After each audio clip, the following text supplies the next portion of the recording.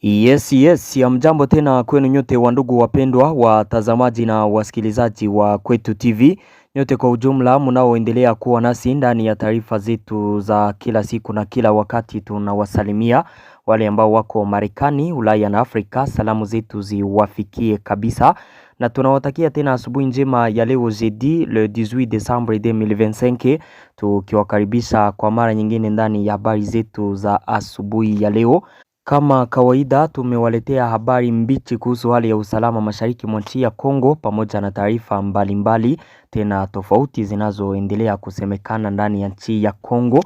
Habari zetu za asubuhi ya leo tutawapeleka moja kwa moja ndani ya mji wa Uvira, tuwaambie kuhusu kuondoka kwa waasi wa AFC M23 ndani ya mji wa Uvira. Wanajeshi wa AFC M23 walionekana kutoka ndani ya mji wa Uvira jioni ya jana kuanzia saa 12 jioni, na habari hizo zilithibitishwa na viongozi wao tofauti kama Corneille Nangaa, Bertrand Bisimwa na yule Colonel Willy Ngoma.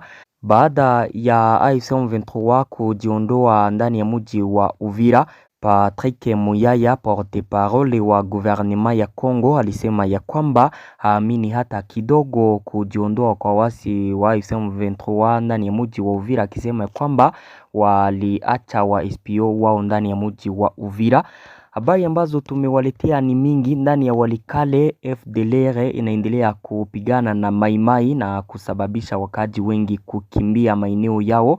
Tumewaletea habari mingi tena mbichi. Kama kawaida, unayoifuata ni Kwetu TV, ni channel inayokuletea taarifa za kweli tena zenye uhakika na za kuaminika kutoka mashariki mwa nchi ya Kongo. Tunawaomba kuendelea kusubscribe, yani kujiabone, muendelee kucomment na kuzilike habari zetu na kuzisambaza kwa walio wengi ziwafikie. Muendelee kujiunga nasi na shene yetu ya WhatsApp ambapo mtakuwa napata habari zetu zote kwa wakati. Mujiunge nasi kupitia linki ambayo iko hapo chini ya titre. Ukisha gusa kwenye linki hiyo utaingia mshene yetu ya WhatsApp na pale utakuwa napata habari zetu zote kwa wakati, na kuomba kukuwa nami mwanzo hadi mwisho ili kufahamu kinachoendelea mashariki mwa nchi ya Kongo. Habari zetu za asubuhi ya leo tutawapeleka moja kwa moja ndani ya mji wa Uvira, tuwaambie kuhusu kuondoka kwa wasi wa AFC M23 ndani ya mji wa Uvira. Video ndio hii hapa, wakati wanajeshi wa AFC M23 walionekana kuondoka ndani ya mji wa Uvira. Muifuate alafu tutawaambia mingi wakati video hii mtakuwa mumemaliza kuiona. Kwa sasa tuko katika mji wa Uvira ambako wanajeshi wa M23 sasa wanafunga mizigo na kuacha mji wa Uvira wakianza kuondoka, kama vile unavyowaona hapa, wengi wao wakibeba boksi zao ya risasi.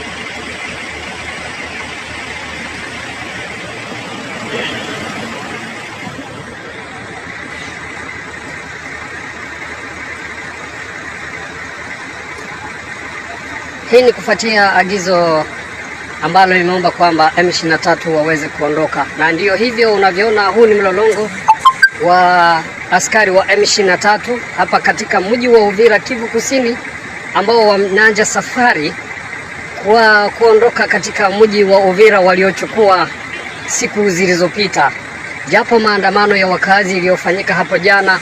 Lakini askari hawa ni kwamba sasa hivi unavyoona wenyewe wameanza kuchukua silaha, kila mtu na vifaa vyake, ni wengi sana, na sasa hivi ni saa 12.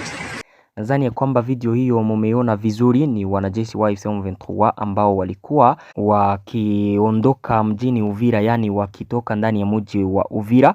Wanajeshi hawa wote wa AFC M23 walikamata njia ya maeneo ya Kiliba, waliondoka mjini Uvira wakaelekea huko Kavimvira, wakapanda kwenye route nationale numero 5 pale njo kwenye walipita wakati waliondoka ndani ya mji wa Uvira. Wakati walikuwa wakiondoka hapo, viongozi wao tofauti walisambaza habari ya kwamba wamejiondoa kwa kupenda yao ndani ya mji wa Uvira. Bertrand Bisimwa alisema ya kwamba AFC M23 imeamua kujiondoa ndani ya mji wa Uvira na inatoa wito kwa wakaaji kubakia wakiwa wametulia, hakuna tatizo yoyote akasema ya kwamba wanaomba sasa zile nchi ambazo ni wapatanishi wao na guvernema ya Kongo kukamata majukumu ya kuprotege mji wa Uvira na population ya mji wa Uvira baada ya kuondoka kwao. Alitangaza hayo Bertrand Bisimwa, vile Corneille Nangaa na yule Colonel Willy Ngoma, wote walitangaza hayo wakionyesha ya kwamba wanajiondoa ndani ya mji wa Uvira kwa kupenda yao, ila kitu ambacho mnapaswa kukifahamu hapo ni ya kwamba kuondoka kwao ndani ya mji wa Uvira ni kutokana na kuagizwa na Etats-Unis d'Amerique baada ya kusaini makubaliano mapya ya amani huko Marekani, ndipo M23 ilikamataka mji wa Uvira baada ya siku chache, na baada ya hayo Etats-Unis d'Amerique ndipo ilianza sasa kuagiza M23 kuondoka maeneo walio yakamata kwa sababu walikuwa wakikiuka usitishaji vita na makubaliano walio yakubaliana huko Marekani. Haiko kuondoka kwao, walikuwa hawana ingine shwa paske Marekani kabisa ilikuwa imesema na ilikuwa imetangaza ya kwamba itatumikisha nguvu zinazohitajika ili kufanya AFC M23 kuheshimu makubaliano walio ya sign. Na baada ya Etats-Unis d'Amerique kuagiza AFC M23 kufanya hayo, ndipo AFC M23 iliondoka mjini Uvira. Haiko kupenda kwao, ni kutokana na agizo ama ordre ya Etats-Unis d'Amerique. Na baada ya AFC M23 kujiondoa ndani ya mji wa Uvira, Patrick Muyaya, porte-parole wa gouvernement ya Kongo, alitangaza ya kwamba amini hata kidogo kujiondoa kwa AFC M23 ndani ya mji wa Uvira, kwa sababu naona ya kwamba AFC M23 haikuondoka hapo bali iliwacha hata wanajeshi wao ndani ya mji wa Uvira wakiwa wamoja ni wa civile. Alisema kwamba ile ni kujifanya eti wanaondoka, ila ukweli ni ya kwamba wangali hapo. Hakukukua force yoyote ama wapatanishi wowote ambao waliverifie ya kwamba wameondoka pale wote. Alisema ya kwamba waliondoka pale wakiwa wangapi, walikamataka mji wa Uvira wakiwa wangapi, waliwaacha wanajeshi wao wakiwa wasivile ndani ya mji wa Uvira wakiwa wangapi. Hayo yote alikuwa akijiuliza, akiyaonesha kama preuve ambazo zinaonesha kwamba AFC M23 haikuondoka ndani ya mji wa Uvira. Ni kujifanya tu eti wanaondoka, wanaacha wanajeshi wao ndani ya mji wa Uvira, wameacha wa SPO wao ndani ya mji wa Uvira. Na kamaliza akisema ya kwamba guvernema ya Kongo inangojea kabisa kukue kuondolewa kwa wanajeshi wote wa Rwanda ndani ya maeneo yote ya Kongo ambayo wanakamata, na pale ndipo tatizo itakuwa imeisha. Patrick Muyaya upande wake alionyesha ya kwamba haitiki hata kidogo ya kwamba AFC M23 iliondoka ndani ya mji wa Uvira. Naona ya kwamba ni kujifanya tu, ni kuonesha Marekani ya kwamba wao wanaitika walichokiombwa, ila waliacha wanajeshi wao ndani ya mji wa Uvira. Na baada ya wasi wa AFC M23 kuondoka wakatoka ndani ya mji wa Uvira, Uvira ilibakia ndani population tu, hakuna wanajeshi wowote ambao walionekana ndani ya mji wa Uvira kuanzia saa mbili usiku kabisa, ndipo waasi wa AFC M23 walikuwa wametoka wote ndani ya mji wa Uvira. Kuanzia hapo Uvira ilibakia mikono tu ya population, na asubuhi ya leo hakuna force yoyote ambayo inaonekana ndani ya mji wa Uvira. Ni FARDC wazalendo hawajaingia ndani ya mji wa Uvira, na hakuna wanajeshi wowote ambao wako present ndani ya mji wa Uvira. Ni population tu ambao wako pale. Ni jeshi la Burundi linalosaidiana na armée ya Kongo kupiganisha wale waasi wa AFC M23 nalo aliko preza hapo. Wakaaji ndio ambao wako mji wa Uvira tu wao peke. Paka muda huo hakuna force yoyote ambayo iko preza ndani ya mji wa Uvira baada ya kuondoka kwa wasi wa AFC M23 ndani ya mji huo. Na kabla ya wasi wa AFC M23 kuondoka ndani ya mji wa Uvira, nchi ya Burundi ilikuwa imetoa wito kwa wale wakimbizi wote ambao walikimbilia huko hivi karibuni wakati wa kuanguka kwa mji wa Uvira na maeneo ya Sange, Luvungi na zingine eneo za Sud Kivu, na hata wale ambao walikuwa hawaja ingia makambi za wakimbizi, wale ambao walikuwa wameluema mezo huko Bujumbura, wale ambao wakupitia makambi za wakimbizi wote kukuwa preza ku centre de transit ambayo iliandaliwa kwa ajili ya kuwakaribisha wote ndani ya nchi ya Burundi, ambayo inapatikana pale Kitega ngambo ya mpaka wa Kongo na Burundi pale Uvira. Na hao wakimbizi inasemekana ya kwamba inawezekana watarejeshwa maeneo yao. Wale ambao walitoka ndani ya mji wa Uvira watarudishwa Uvira, na wengine kutoka maeneo karibu na Uvira kwenye M23 itajiretire kote watarudishwa hapo, paske usalama utakuwa umerejea pale kutokana na kuwa wasi wa M23 watakuwa pale, watakuwa wameondoka hapo. Tuendelee na taarifa zetu, tuwapeleke ndani ya teritwari ya Walikale kwenye mapigano yanaendelea kati ya kundi la FDLR pamoja na wazalendo wa Maimai Kifuafua. Mapigano hayo yanaendelea kusababisha uharibifu wa hali ya juu maeneo ya wakaaji. Maeneo ya Kamatembe kulikuwa mapigano makali kati ya pande mbili. Mapigano kati ya FDLR na wazalendo yaliendelea katika kundi la Waloa Luanda huko maeneo la Walikale ni ndani ya Nord Kivu, baada ya kupigania ndani ya kijiji cha Tuonane katika eneo la Busurungi. Pande hizo mbili ziliendelea kupigana siku ya jana eneo ya Kamatembe katika eneo la Biriko. Idadi ya muda ni mmoja aliyefariki na mmoja aliyejeruhiwa miongoni mwa wazalendo. Mwanamume aliyejeruhiwa alipelekwa hospitali ya Chambucha kwa matibabu.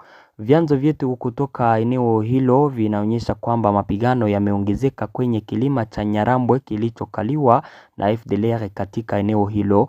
Wakati huo huo, utulivu usiotabirika ulitawala huko Tuonane, ambapo idadi ya watu inajitahidi kurudi kutokana na ukosefu wa makazi, huko kijiji kikiwa kimechomwa moto.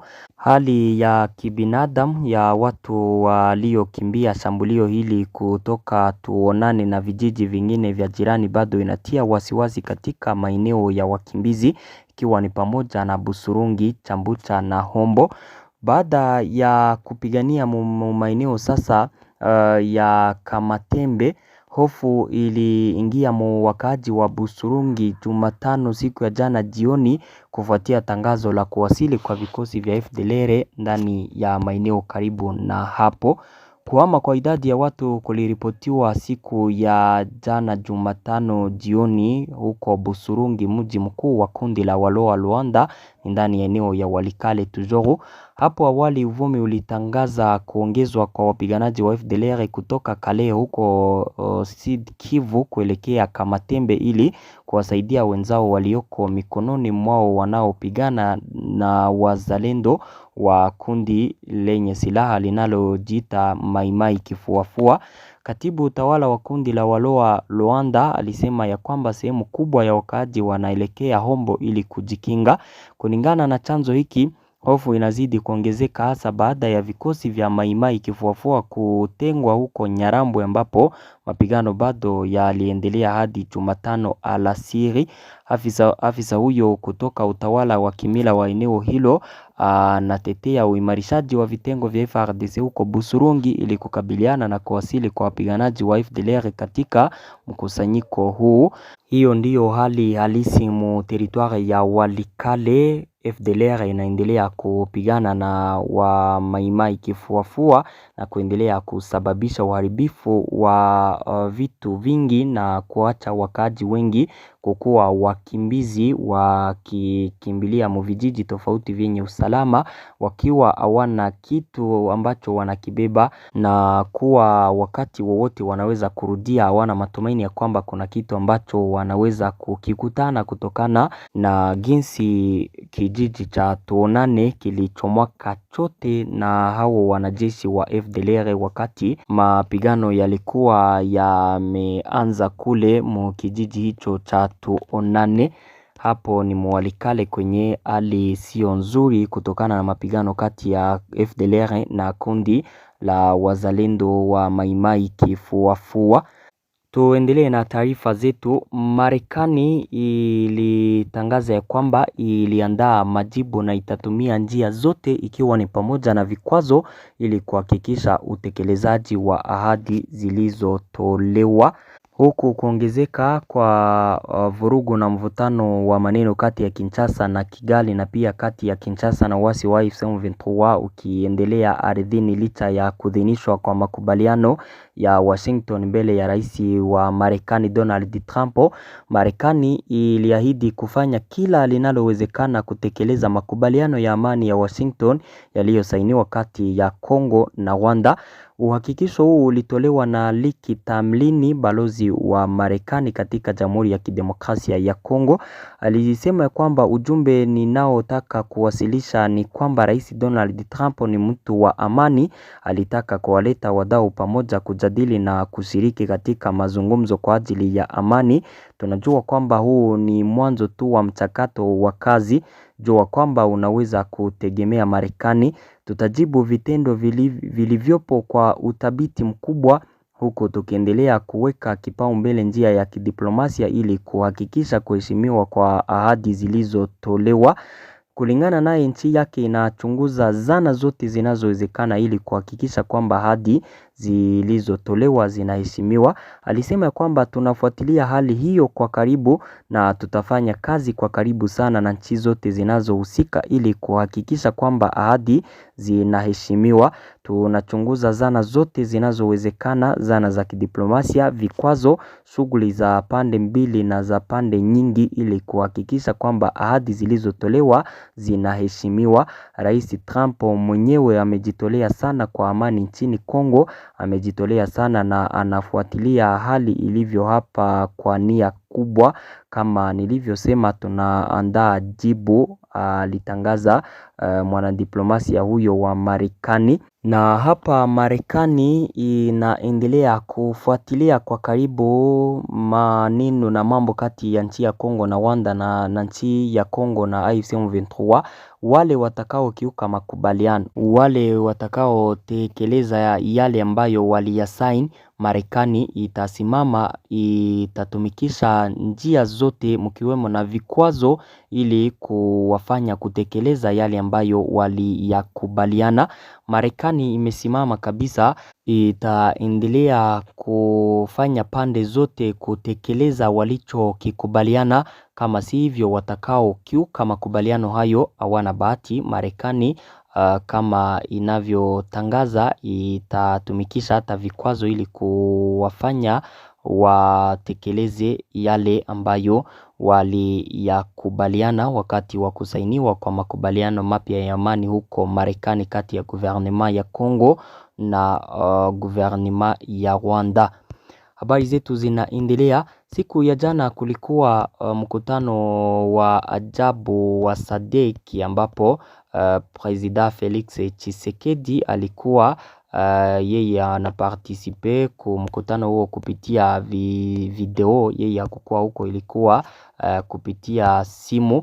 Wakati sasa wa mkutano huo wa kilele wa ajabu wa Jumuiya ya Maendeleo Kusini mwa Afrika SADC uliofanyika Jumatano siku ya jana kupitia mkutano wa video na uliowekwa wakifu kwa hali ya kisiasa nchini Madagascar, Rais wa Jamhuri ya Kidemokrasia ya Kongo Felix Tshisekedi alinyimwa rasmi haki ya kuzungumza kulingana na vyanzo kadhaa. Hatua hii, kulingana na vyanzo vilivyo karibu na swala hilo, inafuatia ahadi za kifedha ambazo hazikuheshimiwa na Kongo kuhusu utekelezaji wa misheni ya SADC nchini Kongo, SAMI RDC, kikosi cha kikanda kilichotumwa mwaka 2023 na 2024 kusaidia mamlaka ya Kongo zidi ya harakati za kijeshi za M23 mashariki mwa nchi, lakini ambacho mamlaka yake iliisha mwezi wa 3 wa mwaka wa 2025 wakati walikuwa wameshindwa operasyon yao na mji wa Goma umekamatwa na wasi wa AFC M23. Nchi ya Seychelles na Komori ambazo pia zimesalia nyuma katika michango yao ya kifedha kwa jumuiya hii zilinyimwa sauti katika mkutano huu wa mtandaoni ulioongozwa na Afrika Kusini kama mwenyekiti wa muda wa SADC. Mkutano huo ulitanguliwa na mkutano wa mawaziri na mkutano wa wataalamu, vyote vilifanyika siku hiyo. Wakati wa mikutano hii miwili iliyopita, Kongo ilinyimwa haki ya kuzungumza kutokana na deni ambayo Kongo haikulipa wale wanajeshi ambao walikuwaka mwile operasyon ya SAMIRDC nchini Kongo wakati walikuwaka vita wakipigana na waasi wa AFC M23. Asante ndugu zangu, hizo ndizo habari ambazo nilikuwa nimewaletea asubuhi ya leo, na washukuru sana na nawaomba kuendelea kusubscribe, yani kujiabone, ili kukuwa napata habari zetu zote kwa wakati. Muendelee kucomment na kulike na kuzisambaza habari hizi kwa walio wengi ziwafikie, na washukuru sana. Asante.